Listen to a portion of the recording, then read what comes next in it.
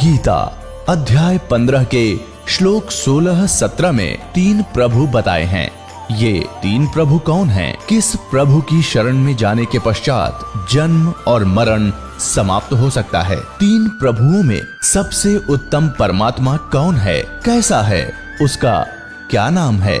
इन सभी गूढ़ रहस्यों को जानने के लिए अवश्य सुनिए जगत गुरु तत्वदर्शी संत रामपाल जी महाराज के अमृत वचन। तो पुण्यात्मा, आप जी का सौभाग्य है कि काल के दूतों ने परमात्मा के इस अनमोल धन को पाताल में डाल रखा था। यानी ये समझ लो कूड़े के ढेर में घना नीचे दबा रखा था। अब दास पे कृपा हुई, रजा मालिक कबीर भगवान का साथ दास के साथ है, तो अब ये धन आपके रूबरू हो पाया है। इतने संघर्ष के बाद सन 1994 में दास को परमात्मा ने आदेश दिया था, गुरुदेव ने, दीक्षा उपदेश और सत्संग करने का।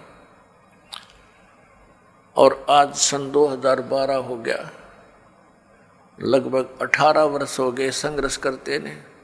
-0 से भक्ति को ऊपर उभारा है परमात्मा कबीर जी की दया से। बिल्कुल नामो निशान नहीं था, ना भगवान का ना भक्ति का। परमात्मा के लिए तरफ सभी रहे थे। जैसे ये दास पहले हनुमान पुजारी था और मंगलवार का व्रत रखता था।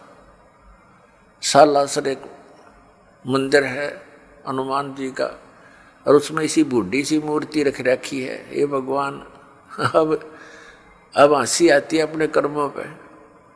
काली सी मूर्ति में बना दी किसी ने, फिर देखा देखी जान लग गए, वहाँ धक्के खाया करते हम।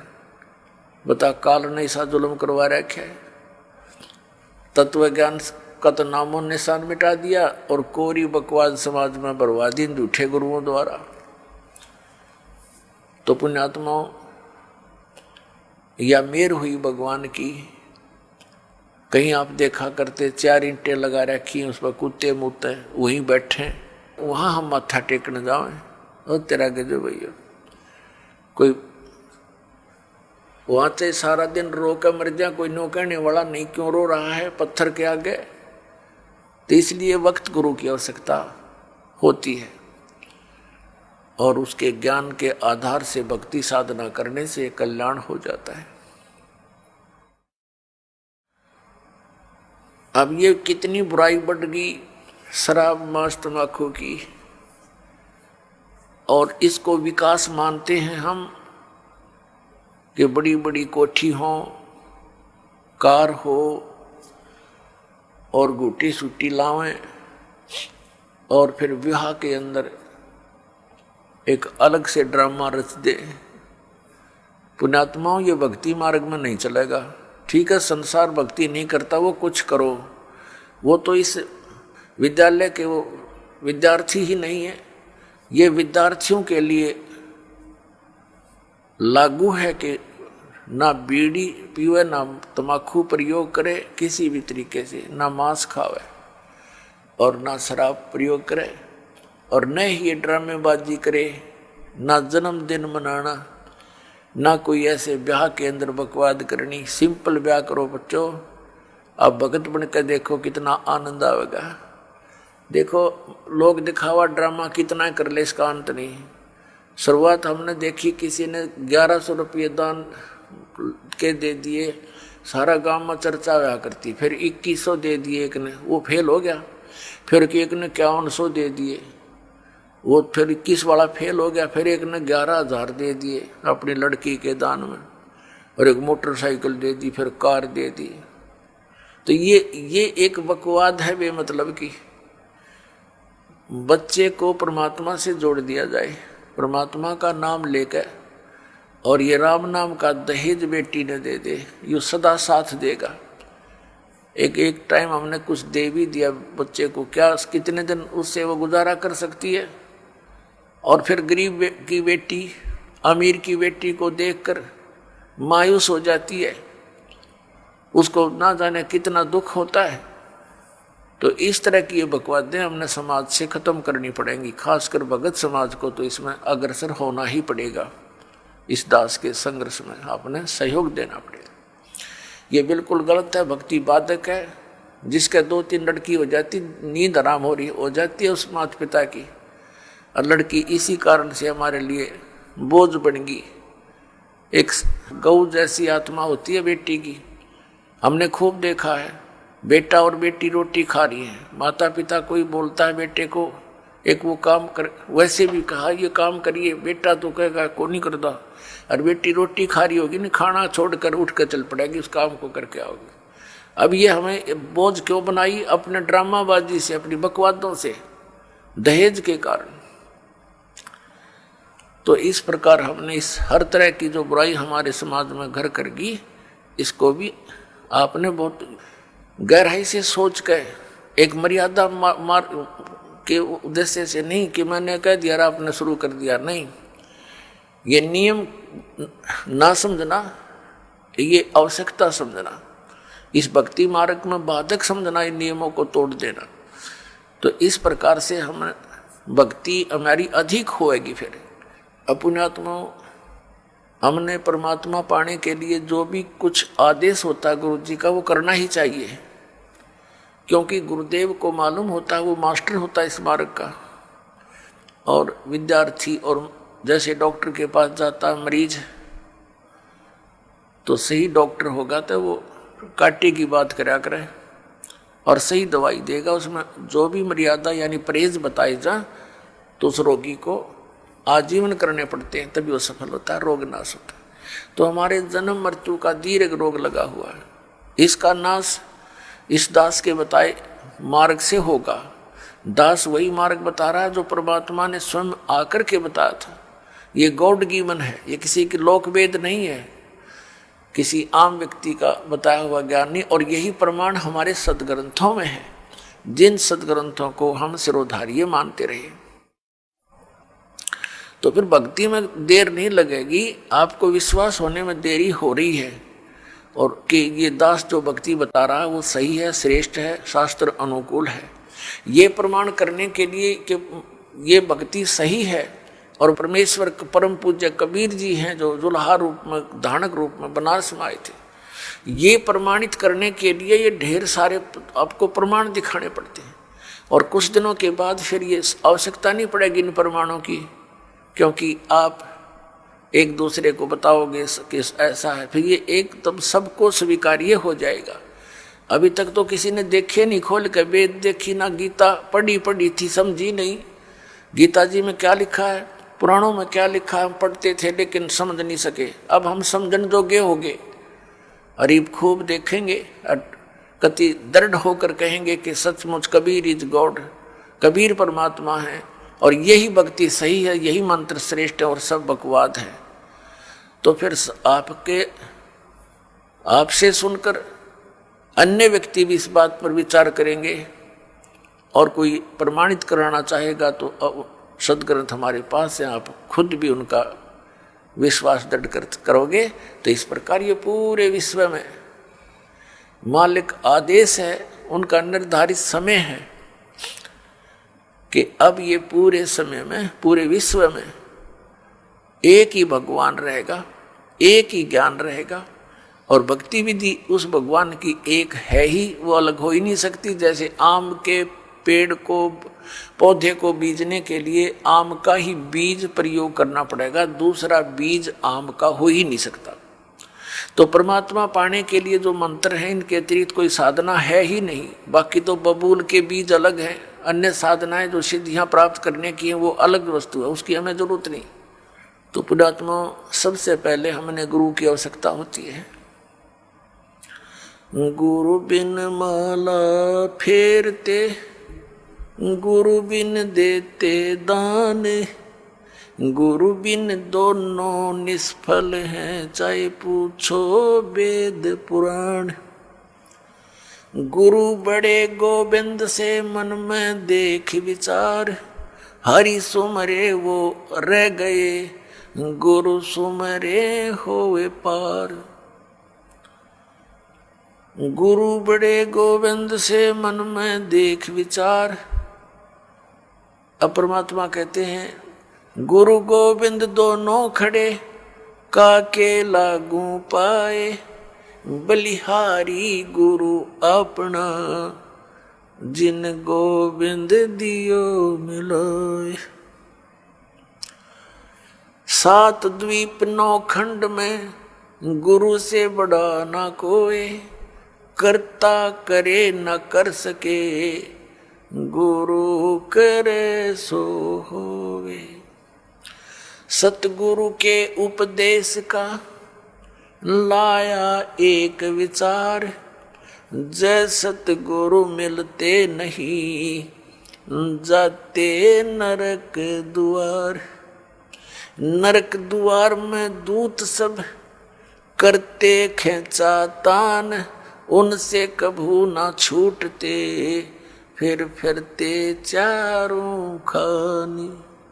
4 खानी में भरमते, कबहू न लगते पार, सो फेरा सब मिट गया, मेरे सतगुरु के उपकार।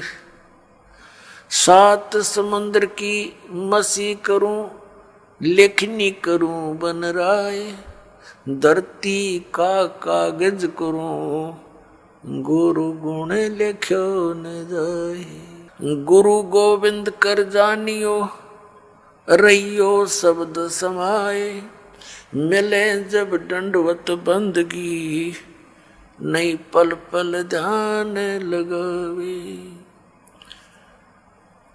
गुरु मानुष कर जानते, ते नर कहिए अंध, ओवे दुखी संसार में, आग काल के फंदे। गुरु को मानुष जो गिने, और करे चरणामृत को पान, ते नर नरक में जाएंगे, युग युग होवे समान। पुण्यात्माओं, परमात्मा ने गुरु जी के ऊपर गुरु की महिमा का, गुरु के महत्व को कितनी गहरे शब्दों में समझाने की चेष्टा की है। अपनात्माओं, परमात्मा कहते हैं, कबीर हरि जय रूठ जा, गुरु की शरण में जावे। कहें कबीर गुरु रूठ गए, तो हर ना करे सहाय। अब क्या बताते हैं कि सतगुरु के उपदेश का लाया एक विचार, जय सतगुरु मिलते नहीं, हम जाते नरक द्वार। पुण्यात्माओं, आपने महावीर जैन जी का इतिहास बहुत बार देखा है, दास ने दिखाया है। वो पुण्यात्मा भक्ति के लिए घर भी त्याग दिया, अपने दादाजी से उपदेश लिया, ऋषभदेव जी से, वो मारीची जी ने, और वही आत्मा आगे चल के महावीर जैन हुआ। महावीर जैन के रूप में जन्मने से पहले उस आत्मा ने 80 लाख बार तो देव पद प्राप्त किया, देवता बना, और बाकी 60 करोड़ बार गधे की योनि, 30 करोड़ बार कुत्ता, 20 करोड़ बार बिल्ली, 10 पता नहीं कितनी बार हाथी, नपुंसक, शिकारी रहा। तो जब तक सतगुरु नहीं मिलते, ये प्राणी साधना करता करता भी दुखी रहता है। तो इसलिए परमात्मा बताते हैं सतगुरु के उपदेश का। पृथ्वी पर सतगुरु एक ही होता है, एक समय में, अनेक नहीं होते। जैसे परमात्मा स्वयं आए थे कबीर जी, वो अकेले ही, पर वो तो परमात्मा भी थे और सतगुरु भी थे, वो तो सर्वे सवा थे। और उस समय 64 लाख शिष्य थे मालिक के। पुण्यात्माओं, विचार करने की बातें हैं, क्योंकि हम लाल की महिमा से परिचित नहीं थे। लाल की को सुनते अवश्य थे कि वो बहुमूल्य होता है, लेकिन पहचान नहीं थी। हम भगवान को सर्व सुखदाई, सब संकटों से निवारण करने वाला मानते हैं, इसलिए ही उसकी खोज में हम जगह जगह भटक रहे थे। लेकिन हमने उस लाल की हमें पहचान नहीं हुई।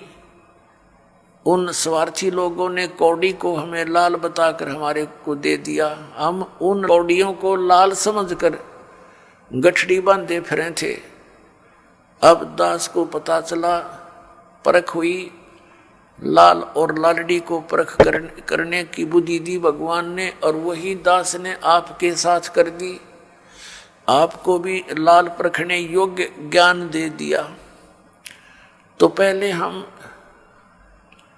साधना ठीक ना करके कितने कष्ट उठाए, उस परमात्मा ने आकर ही हमें ये ज्ञान दिया, अपनी पहचान आप ही बताई। तो क्या बताते हैं कि भक्ति करते करते भी उस महापुरुष की कितनी दुर्गति हुई, क्योंकि उनको सतगुरु नहीं मिला। 600 वर्ष पहले परमात्मा स्वयं आए थे, 64 लाख शिष्य हुए उनके, और अकेले सतगुरु थे, अकेले ही नाम देते थे। और पुण्यात्मा उस समय ना कोई मीडिया था, ना कोई पुस्तक का लेखन करके कहीं भेजा जा सकता था।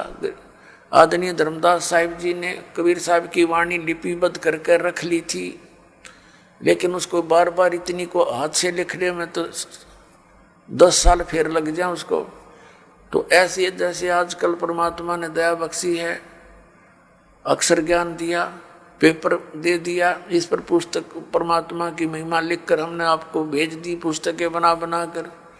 फिर ये इलेक्ट्रॉनिक सिस्टम परमात्मा ने दिया, सीडी का ये बना के दे दी, चिप चल पड़ी परमात्मा की दी हुई है। ये गॉड गिवन इंस्ट्रूमेंट है, ये मनुष्य के सत्र के बनाए हुए नहीं है, ये भूल जाना आप। ये मनुष्य 4 युगों में यही था, एक रेडू के अंदर और 6 खच्चर जोड़ कर रथ बना के घसीटे आंडा करते, अरीवीसी कार बना ली, हवाई जहाज बना दी, और ये इंटरनेट बनवा दिए। ये परमात्मा के दिए हुए हैं, और इस काल ने इनका दुरुपयोग शुरू करवा दिया। इसमें फिल्म देखे, नाचे कूदे, समाज दूना बिगड़ गया। लेकिन अब सुधरेगा। यहाँ पर कोई भी पदार्थ है, उसके गुण अवगुण दोनों चले, लेकिन हम अवगुणों को त्याग कर गुणों को ग्रहण करेंगे, हमें ज्ञान हो जाएगा। तो कहने का भाव यह कि 64 लाख शेष होना उस समय एक धानक के, जुल्हे के, ये कोई बड़कों का खेल नहीं है, जिसको हम एक शूद्र कहते थे, एक कवि तक करके कवि कह के सीमित कर दिया था, फाइनल क्लोज कर दी थी उनकी फाइल को। अब वह फाइल फिर खुली उस भगवान की। वो परमात्मा है, हमारे पिता हैं। तो सतगुरु एक ही होता है, तो वो परमात्मा स्वयं सतगुरु भी थे और वो परमेश्वर भी हैं। सतगुरु की भूमिका भी उन्होंने की, वो जगत गुरु भी वही हैं। और फिर उनका कृपा पात्र, उन्हीं के ज्ञान से युक्त, उनके आदेश अनुसार फिर सतगुरु वही भेजते हैं। तो उस परमात्मा ने स्वयं कहा है कि गरीबदास जी वाले पंथ में, 12वें पंथ में आगे चल के मैं स्वयं आऊँगा और धर्मदास इस सारे अज्ञान को हटाऊँगा। अब परमात्मा ने हो सकता है दास को किस इस योग्य देखा होगा, तो अपने कुत्ते को छोड़ दिया भौंकने के लिए, अपने बच्चों को, धनियों को जगाने के लिए। तो ये परमात्मा का किया हुआ काम है, आम जनसाधारण का ना समझना बच्चों, और इसका लाभ उठाओ, आप भी उठाओ, औरों को भी जगाओ जो गहरी नींद में सोए पड़े हैं और काल के दूता के फंसे पड़े हैं, प्यार के साथ। क्योंकि काल ने कहा था कि ऐसे उल्टे रंग में रंग दूंगा, जब तुम्हारा मोक्ष समय आवेगा कलयुग में, उससे पहले सब नकली पंथ चला दूंगा तेरे नाम से, कबीर नाम से और सतलोक सचखंड के नाम से, और उनमें इतना अज्ञान ठोक दूंगा, तेरा संदेश वाहक जब आएगा तब तक तो वो वकील बन जाएंगे उस अज्ञान के और कतई नहीं मानेंगे। परमात्मा ने कहा था कि हमें मनाना आता है, उस समय शिक्षित करूंगा। परमात्मा ने कहा था, उस समय सोचा, बता दिया था धर्मदास को कि अभी तू चुप रहना, इसको जिक्र ना करना। सबको शिक्षित किया दाता ने, ये इंटरनेट प्रोजेक्टर बनवा दिए, दूर बैठे आप देख सकते हो क्या बोला जा रहा है, क्या लिखा है सदग्रंथों में। सामूहिक तौर पर सीडी के माध्यम से, टीवी के माध्यम से। तो ये परमात्मा का किया हुआ कार्य है। और पहले परमात्मा स्वयं एक दिन में हजार हजार जगह प्रकट हो जाते थे, क्यों तो भगवान है, वो तो जो चाहे सो कर सकते हैं। तो इस प्रकार परमात्मा ने हमें जगाया, सत ज्ञान दिया, वही दिया हुआ ज्ञान आज दास आपके समक्ष रख रहा। तो प्रसंग चल रहा है कि सतगुरु के उपदेश का लाया एक विचार, जय सतगुरु मिलते नहीं हम जाते नरक द्वार। पुण्यात्माओं, इन वचनों को गणी गहराई तो सुना करो, इनको हृदय में जाने दो कानों के माध्यम से। जब तक बच्चा दवाई को अंदर नहीं जाने देगा वो काम के करेगी, होठों पर ही डाल दे, बार थूक देता है, सुनता नहीं है। तो इनको बहुत गहराई से सत्संग के समय तो आप एकाग्रचित हो जाया करो और परमात्मा के इन वचनों पर गहराई से सोचा करो। अब क्या बताया भगवान ने कि जय सतगुरु मिलते नहीं जाते नरक द्वार। सतगुरु के उपदेश का लाया एक विचार, और जय सतगुरु मिलते नहीं हम जाते नरक द्वार। नरक द्वार में दूत सब फिर करते खेचा ताण, उनसे कबू ना छूटते फिर फरते चारों खान। पुण्यात्माओं, जब ये भक्तिहीन प्राणी यहाँ से जाता है, यम के दूत इसको पकड़ कर ले जाते हैं, धर्मराज के सामने खड़ा कर दिया जाता है, न्यायाधीश के सामने। वहाँ ये नहीं कह सकता कि मैंने ऐसा नहीं किया, मैंने ऐसा नहीं किया। वहाँ झूठ नहीं चलेगी, वहाँ तो आपकी फिल्म स्टार्ट हो जाएगी, सीडी ऑन हो जाएगी आपके समक्ष सामने। क्योंकि जो कर्म हम करते हैं, सोचते भी हैं, उसकी भी एक फोटोकॉपी भगवान के दरबार में जाती है और वहाँ जाते ही उसको ऑन कर दिया जाता है। अब जैसे आप जी भक्तों को, भाई बहनों को कहते हो, रिश्तेदारों को या कोई मित्र पड़ोस पड़ोस में मिल जाते हैं, उनको भी समझाते हो भक्ति कर लो, परमात्मा का नाम ले लो। तो अब तो उनके पास समय नहीं है, क्योंकि उनको ज्ञान नहीं है। फिर वो जब वहां दरबार में खड़ा होगा तो ये एक पली लगाता है भगवान के आगे, एक बहाना खोजता है कि परमात्मा मुझे पता नहीं चला, हमने तो इतना ज्ञान हुआ था, अपना काम करो, बच्चों का पालन पोषण करो। तो उसमें परमात्मा वो सीडी चला देगा, कोई भक्त उससे कह रहा होगा कि चलो चलेंगे सत्संग में, और वो बकवाद कर रहा होगा, मना कर रहा होगा, सौ बहाने मिला रहा होगा। फिर परमात्मा कहेगा, देख इस भक्त ने, इस बहन ने, इस बेटी ने तेरे से क्या कहा था, और तू झूठ बोलता है कि मेरे को पता नहीं चला। तब ये क्या कहता है, भगवान गलती होगी, क्षमा कर दो। परमात्मा कहता भाई गलती का मानने का कोई फायदा को नहीं, अब तो नरक में जाना ही पड़ेगा। और फिर कभी तुझे मानव शरीर मिले तो फिर ट्राई करना। तो पुण्यात्माओं, ये धर्मराज के दरबार में जब प्राणी जाता है, उसके बाद इसको नरक में डाला जाता है। और वहाँ तो लाखों की संख्या में, हजारों की संख्या में पशुओं की तरह चारों तरफ से यम के दूत, जो समझ लो हाथों में भाले, क्योंकि वो शरीर ऐसा है, उसमें पीड़ा घनी होती है और उसमें मरता नहीं प्राणी, पीड़ा ज्यादा होती है। तो उसमें सीधे भाले ठोके, आंखों में मारेंगे न सीधे, और ऐसे जैसा भी हाथ में आओ उतना लठ मारते हैं और उनको जबरदस्ती नरक में ठोक देते हैं, धक्के मार मार के। वो उल्टे बाजे उनके लठ मारे और जैसे पशु को फाटक में रोकते हैं, ऐसा ठोक दिया जाता है। तो यहाँ क्या बताते पुण्यात्मा, हम भक्ति से घने दूर हो गए, अध्यात्म ज्ञान आसपास भी नहीं रहा, हमें डर नहीं रहा इन बातों का। इन बातों को हम ऊट पटांग से मानते हैं, इन अज्ञानियों के ज्ञानों के को सुन सुन कर अज्ञान को, कि भगवान कहीं, नरक कहीं नहीं है, यही स्वर्ग है, यही नरक है। अरे इतने बड़े बड़े ग्रंथ लिखे हैं, महापुरुषों ने आंखों देख कर बताए हैं, उनको हम अपनी सोच से झूठा कैसे कर देंगे? करेंगे तो करे रहेंगे, लेकिन सच्चाई हमारे कहने से मिट नहीं सकती। तो परमात्मा बताते हैं कि नरक द्वार में जब नरक में ठोके जाओगे दूत सब और करते खेचा ताण, दे डंडा दे लठे और अंदर ठोक देते हैं। नरक द्वार में दूत सब करते खेचा ताण और उनसे कभी ना छूटता, फिर फिरता चारों खान, वहां नरक में दुख उठा करके फिर इन 4 खानियों में 84 लाख प्रकार के इन पशु पक्षियों और सब जीवों की ये प्राणियों के जो शरीरों में कष्ट उठाना पड़ता है। अब परमात्मा बताते हैं नरक द्वार में दूत सब करते खेचा ताण, उनसे कबू ना छूटता, फिर फिरता चारों खान, 4 खानी में भरमता और कबू ना लगता पार, सो फेरा सब मिट गया मेरे सतगुरु के उपकार। अब सतगुरु के उपकार, जैसे गरीबदास जी ने कहा कि जा सतगुरु की मैं बलिहारी, जो जमन मरण मिटाही, जो जन्म और मृत्यु के इस दीर्घ रोग का नाश कर दे। कहते मैं उस सतगुरु पर बलिहारी हूं। तो जन्म मरण का रोग का नाश कबीर परमेश्वर ही कर सकता है।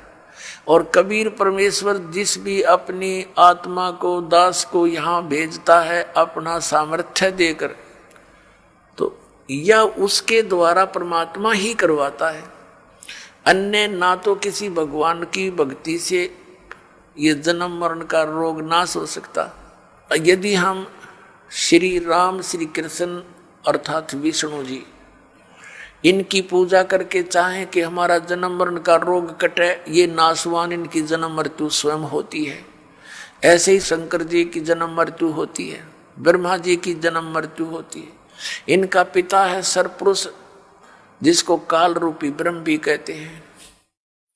जो गीता बोल रहा है श्री कृष्ण जी में प्रवेश करके, वो स्वयं स्वीकारता है। गीता जी अध्याय नंबर 4 के श्लोक नंबर 5 और 9 में, अध्याय नंबर 2 के श्लोक नंबर 12 में, गीता जी अध्याय नंबर 10 के श्लोक नंबर 2 में ये कहता अर्जुन तेरे मेरे बहुत जन्म हो चुके हैं, तू नहीं जानता मैं जानता हूं। तो इससे सिद्ध है कि इस ब्रह्म की पूजा करने वाला भी जन्म मरण के रोग से नहीं बच सकता। और ब्रह्म की साधना ब्रह्म पुजारी गुरु से ही लेनी पड़ती है। उस गुरु की शरण में जाने से भी जन्म मृत्यु का रोग नहीं कट सकता। और जब तक जन्म मृत्यु का रोग नहीं कटेगा हम शांति नहीं हो सकती। गीता ज्ञानदाता 8वें अध्याय के 3 श्लोक में कहता कि अर्जुन वो परम अक्षर ब्रह्म है। अर्जुन ने 8वें अध्याय के प्रथम मंत्र में पूछा कि हे भगवान, आपने जो 7वें अध्याय के गीता जी के 29वें श्लोक में जिस तत्ब्रह्म के विषय में कहा है कि उसको जान करके प्राणी फिर केवल यहाँ से जन्म मृत्यु के रोग से छूटने का ही प्रयत्न करता है, जरा माने बुढ़ापा, वृद्धावस्था के कष्ट और मरण माने मृत्यु से ही बचने का छुटकारे की कोशिश करता है, वही संसार की किसी वस्तु में इच्छा नहीं रखता। तो 8वें अध्याय के प्रथम श्लोक में पूछा कि किम तत्परम, गीता ज्ञानदाता ने 8वें अध्याय के 3 श्लोक में कहा वो परम अक्षर ब्रह्म है। फिर 8वें अध्याय के 5 और 7 श्लोक में तो अपने बारे में कह रहा है गीता ज्ञानदाता कि अर्जुन तो मुझ में मन वाला हो, मेरे पर आश्रित हो जा, मेरी भक्ति कर और युद्ध भी कर तो मुझे ही प्राप्त होगा। तो इसने अपनी भक्ति करने वाले को कहा है लेकिन मुझे प्राप्त होगा, शांति नहीं हो सकती, युद्ध तो करना पड़ेगा। 8वें अध्याय के 8, 9, 10 में कहा है कि उस परम अक्षर ब्रह्म की साधना करने वाला प्राणी उसके पास चला जाता है। 15वें अध्याय के 1 से लेकर 4 में कहा कि तत्वदर्शी संत की पहचान बताई है और उसके पश्चात वो तत्वदर्शी संत मिल जावे, सतगुरु मिल जावे, उसके पश्चात परमेश्वर के उस परम पद की खोज करनी चाहिए, जहाँ जाने के बाद साधक फिर लौटकर कभी संसार में नहीं आते। 18वें अध्याय के 62 में और 66वें श्लोक में कहा कि अर्जुन तू सर्वभाव से उस परमेश्वर की शरण में जा, उस परम अक्षर ब्रह्म की शरण में जा, उसकी कृपा से ही तो परम शांति को और सनातन परम धाम को प्राप्त होगा। और ऐसे ही 18वें अध्याय के 66वें श्लोक में कहा कि सर्वधर्मान प्रीतज माम, मेरे सतर की जो साधना है, जैसे 8वें अध्याय के 13वें श्लोक में गीता ज्ञानदाता कहता है कि ओम इति एकाक्षरम ब्रह्म व्यवहारण माम अनुस्मरण ये प्रयाति तदन देहम सयाति परमाम गतिम। मुझ ब्रह्म का एक ओम मंत्र है और ओम से होने वाली जो परम गति है उसको वही प्राप्त कर सकता है जो अंतिम श्वास तक ओम का ही जाप करता हुआ शरीर त्याग कर जाता है। तो उससे कौन सी गति होती है? ब्रह्मलोक प्राप्ति होती है, क्योंकि ब्रह्म का मंत्र ओम है। 8वें अध्याय के 16वें श्लोक में गीता जी में कहा कि अर्जुन, ये ब्रह्मलोक पर्यंत सब पुनरावर्ती में है, वहां गए हुए प्राणी भी फिर जन्म मरण के चक्कर में रहते हैं।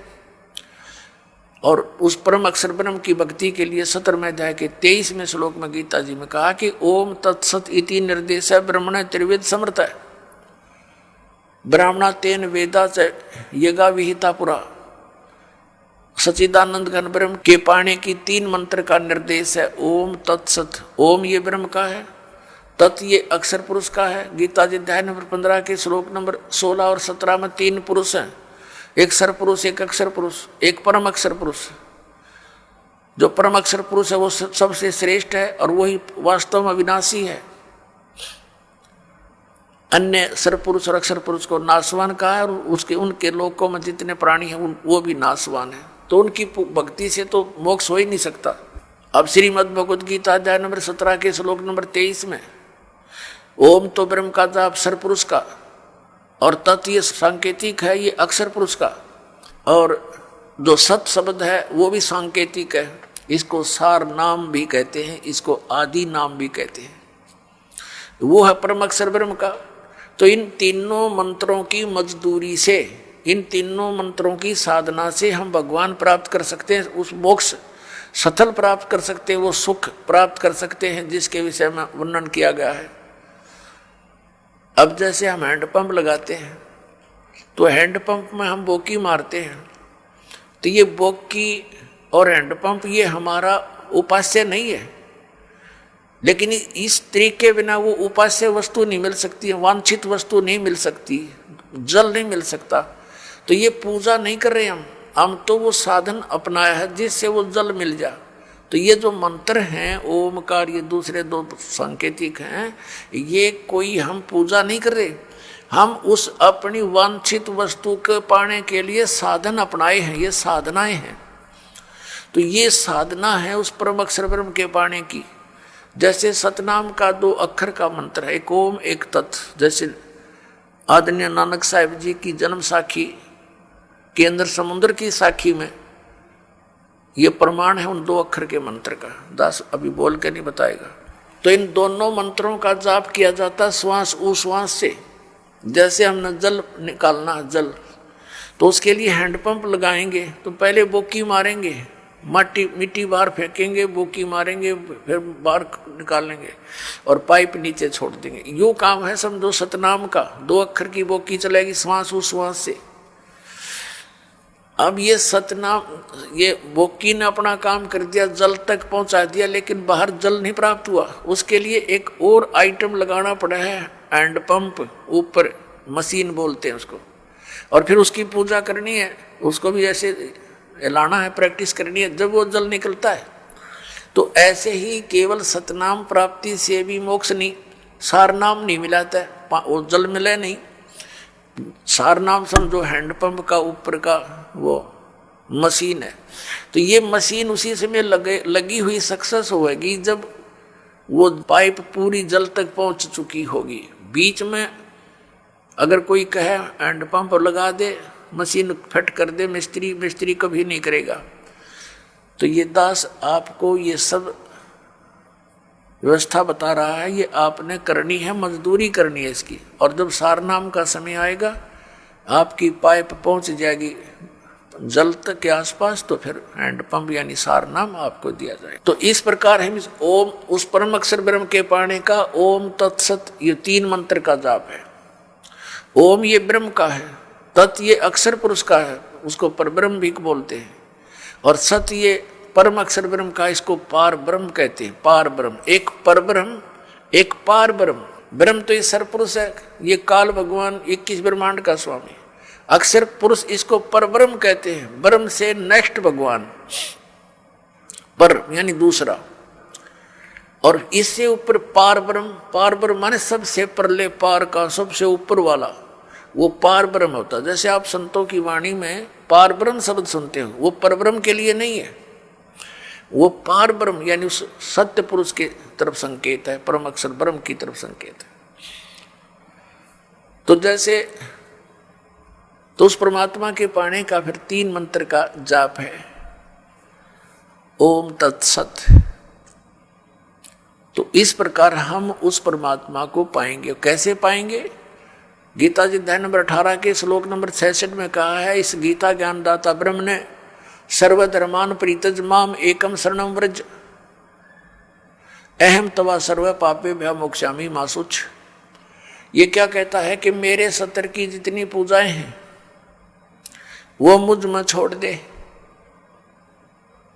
मुझे दे दे मेरे सत्तर का जो तूने मजदूरी करी है, फिर मैं तुझे यहां से जाने दूंगा नहीं। तू मेरा बंधक मजदूर है और मेरा कर्ज उतार दे, फिर तू उसकी शरण में जा। एकम, एकम माने जिसके बराबर दूसरा ना हो, अद्वितीय, जिसके समान दूसरा कोई शक्तिशाली भगवान ना हो, उस एकम शरणम व्रज, उसकी शरण में जा। हरिन अज्ञानी हमारे धर्मगुरुओं ने अनुवाद करता है, ऋषि मंडलेश्वर ने अनर्थ कर रखे गीता जी में, अनुत्तम मान्यता थी, उत्तम बता रहे हैं। ये देखिए ने व्याकरण बदल डाली अपनी अज्ञानता के कारण। और व्रज माने जाना होता है, ये आना बोलते हैं, आना लिखा हुआ अनुवाद कर रखा है। इंग्लिश का वर्ड है गो, और गो माने जाना होता, आना तो हो ही नहीं सकता। ये तो मूर्ख है, अगर कोई उस सेंटेंस को ना समझकर उसका अर्थ आना कर रहा है तो वो बिल्कुल अज्ञानी व्यक्ति है, वो आशय को समझा नहीं, उस प्रकरण के आशय से वो परिचित नहीं है। अब ये जैसे गीता जी अध्याय नंबर 2 के श्लोक नंबर 7 में अर्जुन स्वयं स्वीकार रहा कि मैं आपकी शरण हूं, आप मेरे गुरु हो, मेरी बुद्धि काम नहीं करती, मुझे निर्णायक ज्ञान दो, मैं आपकी शरण हूं। अब यहाँ फिर नो कहो है कि मेरी शरण में आ जा, उसकी शरण तो पहले कह रहा है मैं तो तेरी शरण खड़ा हूं, और सब धर्मों के कर्मों को मुझ में छोड़कर मेरी ये शरण में आ जा। अकल देखो इनकी, इन्हें बहुत सी जगह ऐसे अनर्थ कर रखे जहां ये समझ नहीं सके। तो ये ओम नाम का जाप इसको दे देंगे काल को, ये हमें यहां से जाने देगा, नो ड्यू सर्टिफिकेट लिख देगा ये। लेकिन ये तब लिखेगा जब गुरु साथ होगा, नहीं तो आपको बहका करके यहीं अपने नकली सतलोक, नकली अलखलोक, अगमलोक, इसने ब्रह्मलोक में बना रखे हैं धोखा देने के लिए, वहां पटक देगा ठाक है, और वहां जीवन बर्बाद करा के कितने युगों के बाद फिर जमीन पर पटकेगा, सारा काम रह गया बना बनाया। तो सतगुरु की आवश्यकता आपके साथ रहेगी अंतिम सांस तक। तो जैसे अब प्रसंग चला है कि हम ओम नाम का जाप इसको दे देंगे, और फिर हमने 7 संग ब्रह्मंडों को पार करके जाना है इस अक्षर पुरुष के परब्रह्म के 7 संग ब्रह्मंडों को, उसके लोक से जाने का किराया देना है इसका। वो तत्व मंत्र जो आपको देते हैं वो उसके किराया देना है, उस वहां से फिर वो जाने के लिए हमें ये समझ लो टोल टैक्स समझ लो, ये उसका अक्षर पुरुष के लोकों से पार होने का। और तीसरा जो मंत्र है वो सतलोक में स्थायी स्थान प्रदान कराएगा, जो आदि नाम है, सार नाम है। तो पुण्यात्मा गीता जी अध्याय नंबर 8 के श्लोक नंबर 8, 9, 10 में गीता ज्ञानदाता कहता है कि उस परम अक्षर ब्रह्म की साधना करेगा तो उसको प्राप्त होगा। उसकी साधना का मंत्र ये बताई दिया, ओम तत्सत, नथिंग एल्स, इति निर्देश है, बस यही निर्देश है। निर्देश का mean final direction, nothing else. और गीता जी में ना हरे राम हरे कृष्ण, ओम नमः शिवाय, ओम भगवते वासुदेव नमः, ये इस तरह की कोई मंत्र नहीं है। और जो श्रीमद् भगवत गीता में वे ऑफ वर्शिप नहीं है, पूजा का मार्ग नहीं है, उसको जो करता है तो वो शास्त्र विधि को त्याग कर मनमाना आचरण कर रहा है। अब प्रसंग आता पुण्यात्माओं, जो शास्त्र विधि को त्याग कर मनमाना आचरण करते हैं उनको न तो सुख हो न उनकी गति हो, बताओ, और न ही उनकी कोई कार्य सिद्धि हो। तो फिर इसीलिए तो हम भक्ति करते हैं, और वो तीनों व्यर्थ, तो वो साधना के करने का कोई लाभ नहीं। इसी कारण से हम नास्तिकता की तरफ चल पड़े, भगवान को खोजते खोजते हम हार थक चुके हैं। अंत में हमने घुटी सूटी का सहारा ले लिया, चोरी ठगी करके हम सेठ साहूकार बनने की चेष्टा कर रहे हैं, वो दूने दुख उठा लेते हैं, पाप इकट्ठे कर लेते हैं। तो इस प्रकार इस ज्ञान से हमें ये विष दिखाई देगा। परमात्मा कहते हैं जैसा दर्द आपना हो ऐसा जान बराने। पुण्यात्माओं, आप किसी ऑफिस में जाते हैं, दयाहीन प्राणी हो गए, उनको दर्द नहीं दिखाई देता कि कहाँ से आया है ये व्यक्ति, भूखा प्यासा है, उनको केवल अपना बकवाद उद्देश्य उनका उल्लू सीधा हो जाता है, तो वो आपका कार्य करेंगे ना, तो कति नहीं करें। चौड़नी चाहिए उन्हें पहले।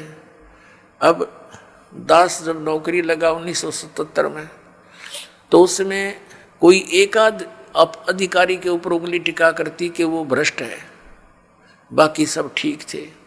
अब एक आध अधिकारी कर्मचारी रह रहा है, उस पर उंगली टेके कि यूँ ठीक है, बाकी सब एक जैसे हो गए। तो यह क्यों बिजली गिर गई? अज्ञान से। पहले डरते थे भगवान से, भगवान का भय निकल गया और विष खाने लग गए, हाहाकार मच गई। एक शहर में देख लो डॉक्टर है भगवान, दुनिया भर के वैद्य डॉक्टरों की दुकान खुल गई। मेडिकल में जाके देख लो, किसी में खचाखच भरे पड़े हैं, उधर पाप इकट्ठे करें, वहाँ भोगे पड़े पड़े। यही परमात्मा कहते हैं जीवित जग में जूती पड़े फिर जम तोड़े छाती। हाँ, जीवित यहाँ पर माटी होगी, राग गयम के दूध गढ़ेंगे, वो नारी दुख तुम्हारे ऊपर। तो इस विष ने कौन खाओगा जब ज्ञान हो जाएगा? तो ये कारण क्यों हो गया? क्योंकि हम भगवान के विधान से अपरिचित होकर पाप कर रहे हैं। अब छोटे छोटे बच्चों को दास देखता है, बड़ी खुशी होती है। वो कहता जी मैंने ऐसे बेड़ी उठाकर दे दी गलती से, और रोता है मेरा नाम खंड हो गया। तो पुण्यात्मा, ये समाज तैयार होगा क्या? ये बच्चे बुराई करेंगे आगे चल के? ये ऐसा सोच समाज तैयार हो जाएगा, इनको देख देख और आदमी भी, दूसरे भी इनका अनुसरण करेंगे। छोटे छोटे बालक ऐसे नेक नीति से रह रहे हैं। एक छोटा सा बच्चा, उसको 100 का नोट मिल गया, गली में पड़ा था, आते उसने अपनी माँ को दिया कि वहाँ पड़ा था। उसकी माँ ने कहा नहीं बेटा, इसको हम नहीं प्रयोग करेंगे, इसको उठा के यहाँ दान पात्र में डाल दिया। तो और नहीं तो पहले तो जब ज्ञान ना होता, माँ सबसे पहले जेब में डाले। पहले तो बच्चा ना घर लेकर आवा, कह पता नहीं कहाँ उड़ा, उसकी टॉफी खावे, रोरन खवावे फिर। तो इस प्रकार परमात्मा के इस ज्ञान से ऐसे रंगे जाओगे आप, सपने में भी नहीं गलती कर सकते।